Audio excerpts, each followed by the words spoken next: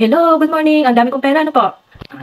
Yan po ay gagawin kong pang money cake. Kasi merong nagpagawa sa akin ng money pulling cake para sa kanyang tatay. Siyempre, pag love mo ang isang tao, kahit magkano ang laman, di ba, ilalagay mo, mapasaya mo lang.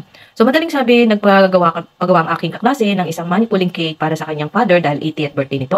So, ang natipuhan niyang kulay is moss green. Di ko alam kung na-achieve ko ang kulay na yan, pero ito yung nagawa ko para sa kanyang tatay.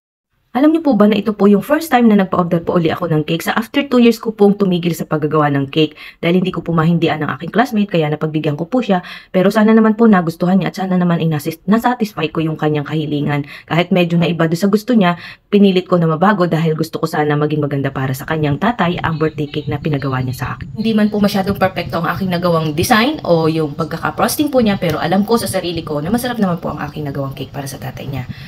Yan nga po, ito na po yung design na nagawa ko para sa kanya. Sana po nagustuhan niya po talaga. Marami pong salamat sa kanya at siya'y nagtiwala sa. So far, sabi naman ni client, naging happy naman si tatay niya at saka talagang pinagtiyagaan ko po yung gawin kasi ayoko mapapahiya sa kanya.